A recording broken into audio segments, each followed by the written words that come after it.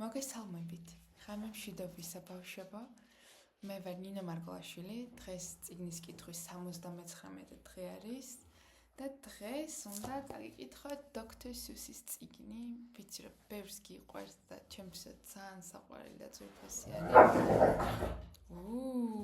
ძაღლები, ორი ძაღლი მყავს აქ ხა მე და დედამ პატარა თავის შვილს დაუღრინა. წიგნის სათაური არის თიდვიკი, კეთილშობილი, სულგრძელი, ცხენირემი, ლოსი.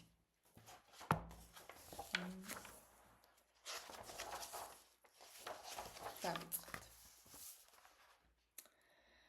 ვინაბანგოს ტბასთან ზემოთ, ჩრდილოეთით შორს ცხოვრობდა ცხენირმების დიდი გუნდი.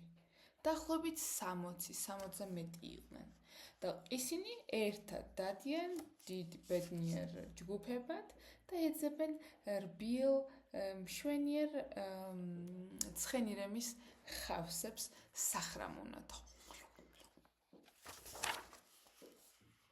ვინაბანგოს ტბასთან ზემოთ ერთ დღესაც, როდესაც ისინი ტრაპეზობდნენ და უბრალოდ სეირნობდნენ და ხრამუნით ტკბებოდნენ,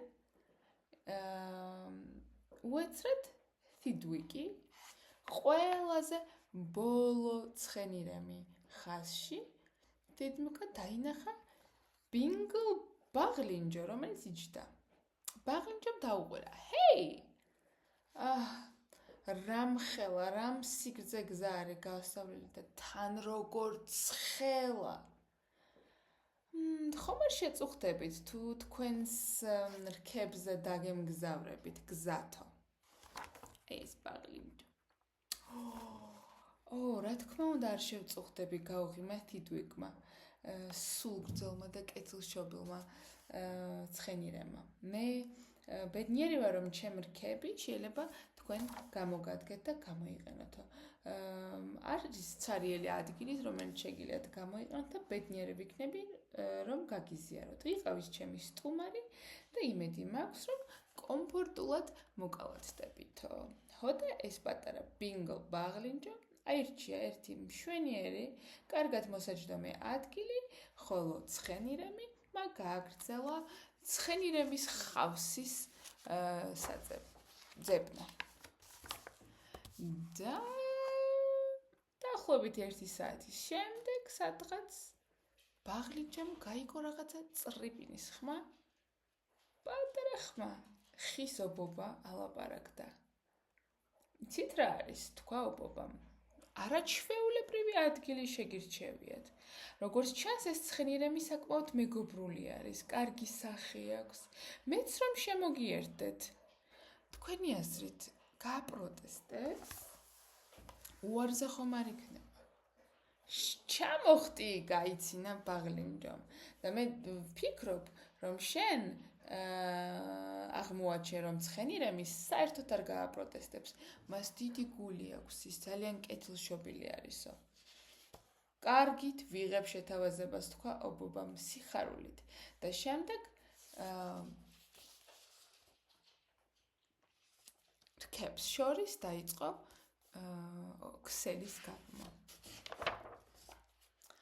და სანამ ობობა ქსელს ახვევდა და აბავდა, უცრად მხიარული სიმღერა შემოესმა. პატარა ზინაზუს ჩიტი მოფრინავდა, შეჩერდა, შეხედა და მერე ჩაიჭიქჭიკა. ოჰო, ნახეთ. როგორი ჭკვიანური ადგილი აგირჩევია ასაშენებლად. როგორი საოცარი ადგილი აგირჩევიათ საცხოვრებლად. მთელი ცხოვრება რაც დავიბადე ხეზე ვცხოვრობ, მაგრამ აქ რაღაც ახალია, სიახლეა. რატომაც არა, მოდი ვიცხოვრებ რქაზე და თუ არის ადგილი 2-ისთვის, მაშინ იქაც 3-ისთვის ადგილიც იქნება. უამრავი ადგილი გვაქვს, გაიცინა ბაღლინჯომ და თან უფასოთო. თიდვიკმა შეწყვიტა სიარული. მოიცა, ეს რა საუბრები იყო? ეს სტუმრები ხო, ამ სტუმრებმა რაღაცნაირად ჩვენი ცხენირემის თითბიკი დააბნია. ჰეი, დაიძახა. რა ხდება ზემოთ, ზედა სართულზე? მე უბრალოდ ბუდეს ვაშენებ, თქვა ზინაზუ ჩიტმა. და შემდეგ საწყალთვიდუკის თავიდან დაიწყო ამოჯიჯგნა და ამოგლეჯა მისი თმის და ბეწვის. დაახლოებით ზუსტად 204 თმა ამოაგლიჯა. არი ნერვიულო ჩაიცინა, ყოველთვის ახთავიდან ამოგივა, არი დარტო მაგაზაო. შემდეგ ჩაიძინა ამ არაჩვეულებრივ ცხენირმის თმის ბუდეში. ეს ჩიტი ჩაიჩურჩულა თავის დისიდმიუკა. რაღაცნაირად პარაზიტს მაგონებს მავნე მწერები, ხო? მაგრამ მე ხომ კარგი ვარ ამ საქმეში. ასე რომ მივცემ უფლებას, რომ დაისვენოს ჩემზე, იმიტომ რომ მე მასპინძელი ვარ ყველაფერთან ერთად და მასპინძელი კარგად უნდა ექცეოდეს თავის სტუმრებს. და ასევე მაინც ღამდება ნელ-ნელა და დარწმუნებული ვარ, ხვალ ყველანი ისედაც გაფრინდებიან და წავლენ. მაგრამ ვაი რომ არა. მეორე დილით მზის პირველი სხივის გამოჩენამ დიდვიკის დასევდიანებული თვალები გაახილა და დაინახა ის, რასაც ყველაზე ნაკლებად ელოდებოდა. გაიცანი ჩემი ცოლი, თქვა ჩიტმა. გუშინ დავქორწინდი. და იქნებ, რომ იცოდეთ, შენთვის უნდა მეთქვა, რომ მისი ბიძაც მოფრინავს და ჩვენთან იცხოვრებს. ძალიან არაჩვეულებრივი მასპინძელი ხარ. ხო და ზუსტად ვიცი, რომ შენს გაბრძო სურვილი და შემდეგ ბიძა ყოდალა. ყოდალამ უცბად გახრეტა დაიწყო კაკუნი დიდვიკის რქებზე. დიდვიკის ყველა მეგობარმა ყვირილი დაიწყო. მოაშორე ეს პარაზიტები, ხო, იმაგალითად ტილები თავში რო ყავს ხოლმე, ისინიც ითვლებიან პარაზიტებად, ანუ იბუდებენ და მერე წოვენ ჩვენს სისხლს, გვეკითხებიან შეიძლებოდა თუ არა რომ მოსულიყვნენ, ხო? ხო და უცბად ეს ცხენირმები ეძახე რომ მოაშორე ეს პარაზიტებიო, სიამოვნებით, მაგრამ არ შემიძლია. და პატარაზე ატირდა საბრალო თითვიკი. ისინი ჩემი სტუმრები არიან. ხო, სტუმრები უპასუხეს მეგობრებმა და ყველა მწარბები ესე შეიჭმუხნა. თუ ისინი შენი სტუმრები არიან, მაშინ ჩვენთან არ გვინდა რომ შენ იყო. შენ ჩვენთან ერთად ვერ დარჩები, იმიტომ რომ ჩვენ არ გავხარო. და ყველამ ზურგი შეაქცია და თავაწევლები დაშორდნენ.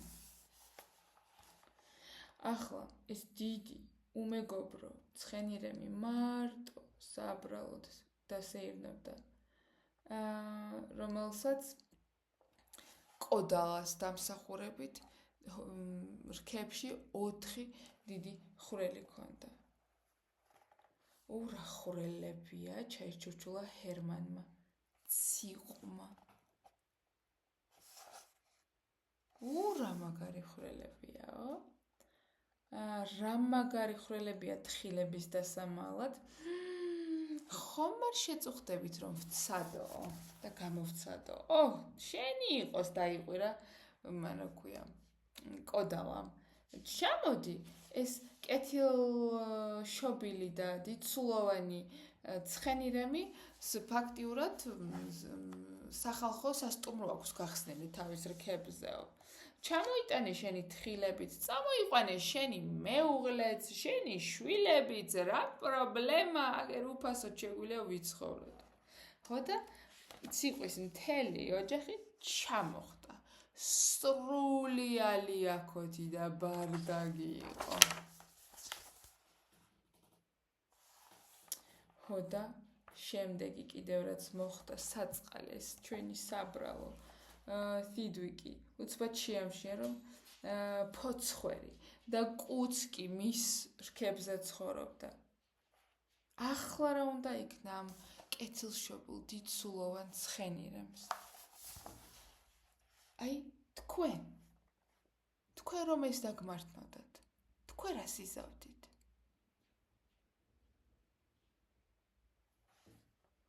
ხო ვერ ეტყოდით სკაფ იმიტომ რომ სწორი არ იქნებოდა, ან ვერ დაუყურებდი რა წადით, იმიტომ რომ ეს არც თავაზიანი იქნებოდა. მასპინძელმა ყველანაირ პარაზიტს უნდა რაღაცნაირად გაუგოსო, იმიტომ რომ ბოლოს და ბოლოს მასპინძელი კარგად და კეთილად უნდა მოექცეს თავის სტუმრებსო. ხოდა ალბათ შეეცდებით რომ ესე ძალდატანებით გაიღიმოთ და რომ უფრო ის კეთილად გამოიყურებოდეთ. ხოდა უბრალოდ გზას გააგრძელებდით რომ ცხენირმის ხავსი შეგეპოვათ საჭმელად. მაგრამ ახლა უკვე ზამთარი იყო და ეს მარტივი არ იყო, ხო, ხავსის პოვა. იმიტომ რომ ხავსი უფრო და უფრო ცოტავდება, როდესაც ყინვები მატულობს. საჭმელი მალე გაქრებოდა ამ ცივ ჩრდილოეთ ნაპირზე, ტბა ვინაბანგოსი, მაგრამ მეტი აღარ არისო და თიდვიკის ყველა მეგობარმა გაცურა ერთად ტბის სამხრეთ სანაპიროსკენ, სადაც ცხენირმის ხავს გემრიელად შეახრამუნებდნენ. უყურებდა ამ თავის გუნდს როგორ ტოვებდნენ და შემდეგ თიდვიკმა იცოდა, რომ აქ თუ დარჩებოდა, შიმშილით მოკვდებოდა. უნდა წასულიყო. და შეაბიჯა წყალში. და შემდეგ ორახმაური და ალიაკოთი დაიწყო. შეჩერდი! დაიწყეს ყვირილი სტუმრებმა. ამის გაკეთება არ შეგიძლია. ეს რქები ჩვენი სახლია და შენ უფლება არ გაქვს რომ ჩვენი სახლი სადღაც შორს ღრმად ტბაში შეიყვანო. კაცო, სამართლიანები იყავითო, სთხოვა თიდვიკმა, მაგრამ ყელში ქონდა გაჩხერებული რომ ხმარო ამოიღო, შეიძლება კიდე ატირებულიყო. ჩვენ სამართლიანები ვართ, თქვა ბაღლინჯო. ჩვენ გადავწყვეთ ამას, იცი რა ქვია, ხმის მიცემითო. ყველას ვისაც უნდა რომ ჩვენ წავიდეთ, თქვას აიე! და ყველას ვისაც უნდა რომ ჩვენ დავრჩეთ, თქვას ნაიე! აიე! დაიყვირა თიდვიკმა. მაგრამ როცა დაასრულა ყვირილი, ნაიე! დაიყვირეს ყველა, ვინც რქებზე ცხოვრობდა და თიდვიკმა 11-ით ერთი წააგო.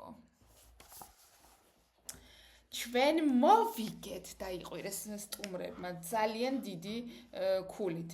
და საწყალი საბრალო, კუჭგა, ესე შიერი, თიდვიკი, ნელ-ნელა ისევ ნაპირზე ამოვიდა. და შემდეგ იცით რა ქნეს ამ პარაზიტებმა? კიდევ მოუხმეს სხვებს საცხოვრებლად. დაუძახეს მელიას, რომელიც ხიდან გადმოხდა, დაუძახეს თაგვებს და რწყილებს, დაუძახეს დიდ დათვს და შემდეგ თქვენის ნებართვით 362 ფუტკარიც კი მოფრინდაო. საბრალო თიდვიკი ნელ-ნელა ესე იძირებოდა, კვნესავდა, მუხლებამდე და შემდეგ რაღაცა მისი გული გააშიშა და გაყიდა. თიდვიკის სახესთან ტყუებმა ტყუებმა ჩაიარა. თოფებით ისროდნენ ყველგან. დაიჭირეთ ეს ცხენირემი, დაიჭირეთ ეს ლოსი, ესმოდა ხმები. ისროლეთ, დაუმიზნეთ პირდაპირ ერთმაც და ყველამაც. ჩვენ უნდა მისი თავი მოვიპოვოთ. რომ ჰარვარდის კლუბის კედელზე ჩამოვკიდოდო. მონადირეები. ფიდუიქს რაც ზალი და ღონე ქონდა, გაიქცა იმ თავისი სიმძიმით, რაც რქებზე ქონდა. დაახლოებით 220 კილო ესვა რქებზე და აი ამ სიმძიმეთით ცდილობდა, რომ რაც შეიძლება სწრაფად გაქცეულიყო. ბევრად უფრო სწრაფად გაიქცეოდა პარაზიტები, რომ არ ყოლოდა რქებზე, მაგრამ ის ხომ ბოლოს და ბოლოს მასპინძელია და მასპინძელი ხო სტუმრებს კარგად უნდა მოექცეს. დააძვრა კანიონზე, მერე კლდიდან გადმოხტა, მერე გზა გაიარა უამრავ ქვიანი და ქვებით სავსე, ტყვიები აქეთ-იქით სეტყვასავით ვარდებოდა, ავიდა ხევში, ჩამოვიდა, მერე სველ მიწაზე გაიარა, სადაც ფეხი შეიძლება დაგიცდეს და აი ესე უგულო და გულგამაგრებული, ხო, გულცივი სტუმრები თან მისდევდნენ ამ რბილ და თბილგულიან ცხენირებს. ბოლოს და ბოლოს გამოიჭირეს მონადირეებმა თითვიკი. აი ამ პარაზიტების გამო იღბალმა აღარ გაუმართლა. აი ამ სტუმრების გამო, რომლებიც მის რქებზე ცხოვრობდნენ, ჩვენი თითვიკი გაიჭედა. ხვნიშოდა, უკვე გული მისდიოდა და მთელი სამყარო უკვე თავბრუ ეხვეოდა. თითვიკი დასრულდა. თითვიკს მეტი აღარ შეეძლო.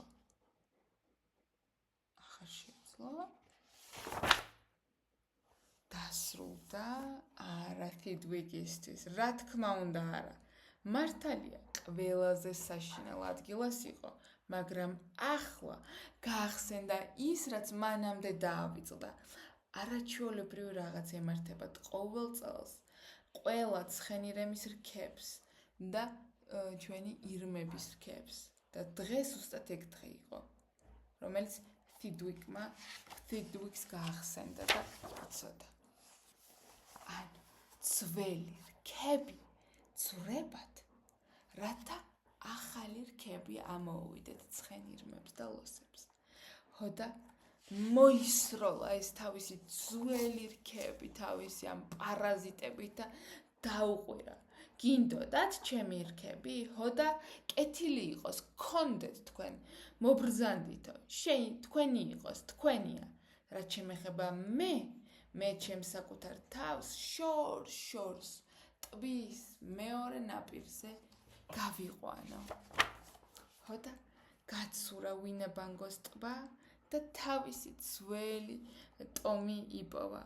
და ზუსტად იმ დროს მივიდა, როცა გემრიელ ტრაპეს მიირთმევდნენ ტბის სამხრეთ სანაპიროზე, სადაც სახრამონო ბევრი ხავსია ცხენირმებისთვის. ხოლო მისი ძველი რქები დღეს ზუსტად იქ არის, სადაც თქვენ იცოდით, რომ იქნებოდაო.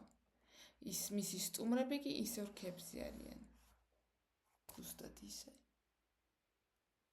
როგორც უნდა იყვნენ.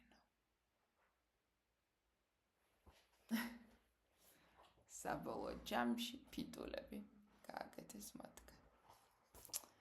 ეს იყო ეს როგორი საინტერესოა რა, რომ გგონია რაღაცები ვიცით.